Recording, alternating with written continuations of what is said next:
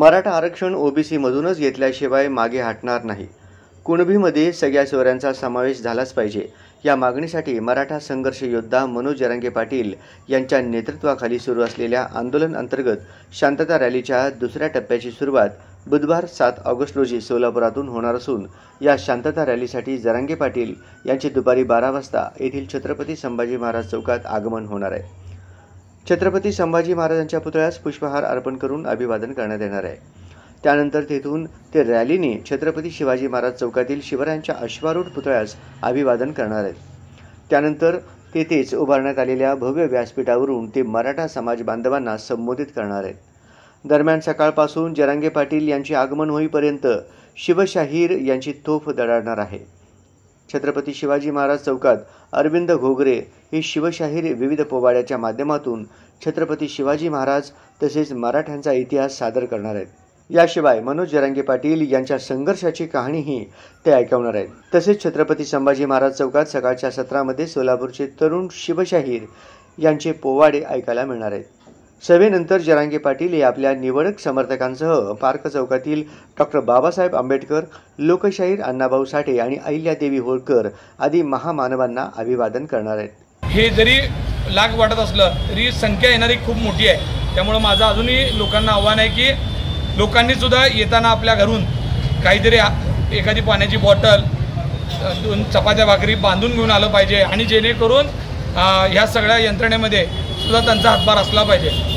खास करून यामध्ये आपण 4 दिशेला वेगवेगळे हॉस्पिटल करतोय की जेणेकरून कुणाला इमर्जन्सी झाली, महिला भगिनी असतील, आमचे वयस्कर मंडळी असतील, या सगळ्या गोष्टींना तर तिथं आम्ही डॉक्टरांचा स्टाफ ठेवून तिथं आपत्कालीन दवाखाने सुद्धा करतोय। 4 दिशेला ॲम्ब्युलन्सची व्यवस्था करतोय म्हणजे जेणेकरून आपल्याला असं होणार नाही, पण तरी काही गरज लागली इमर्जन्सीची तर सगळ्या दिशेला ॲम्ब्युलन्स असतील।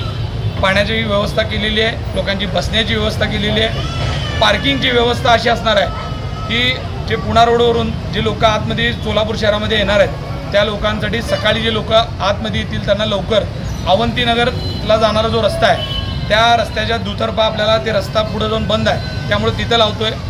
शरद पवार शाळेमध्ये आपण पार्किंग करतोय। त्यानंतर जो हायवेच्या नंतर जो सर्व्हिस रोड आहे त्या सर्व्हिस रोडला आपण सर्व्हिस रोडवर सुद्धा गाड्या मोठ्या प्रमाणात बसू शकतात। त्यामुळे तुळजापूर रोड आणि इकडच्या येणाऱ्या लोकांसाठी आपण तिथं पार्किंग करतोय। जे मंगळवेढा मार्गे येणारे लोक असतील त्या रोडला भैया चौकातून ज्यांची एंट्री होणार आहे त्या लोकांना आपण जुनी मिल कंपाऊंडमध्ये पार्किंग करतोय। होम मैदानावरती पार्किंग असणार आहे। त्याचबरोबर महापालिकेचं जे एक्झिबिशन सेंटर आहे इंद्रधनुच्या कॉर्नरला तिथं सुद्धा हजारो गाड्या बसतील अशी व्यवस्था आहे मोठी, तिथं आपण करतोय। आणि जसं जसं उशीर होईल तसं तसं गाड्या बाहेर अडवल्या जातील असं पोलिसांचं आमचं कॉर्डिनेशनमध्ये ठरतं आहे। त्यामुळे मी लोकांना विनंती करतो की आपण लवकर आलात तर तुम्हाला आतल्या पार्किंगपर्यंत येता येईल, पण जर यायला उशीर झाला तर आपल्याला थोडंसं बाहेर पार्किंगला आणि चालत यावं लागणार आहे। आपण सगळेजण आपल्या लेकरांच्या भवितव्यासाठी येतोय।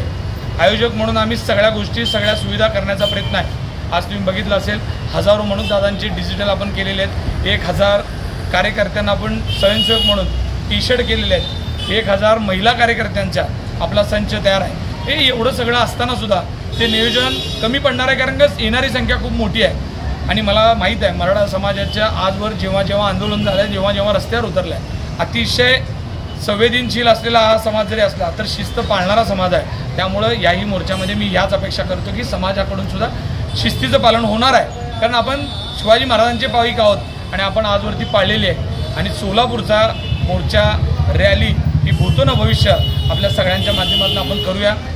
सोलापूरचे 4 हुतात्मे या महामानवांना अभिवादन देखील करणार आहेत। ही शांतता रॅली यशस्वी करण्यासाठी मराठा क्रांती मोर्चाचे अमोल शिंदे, दास शेळके, अनंत जाधव, रवी मोहिते, श्रीकांत गाडगे, शेखर फंड, विजय पोखरकर, महेश सावंत, बाळासाहेब गायकवाड, दिलीप कोल्हे परिश्रम घेत आहेत।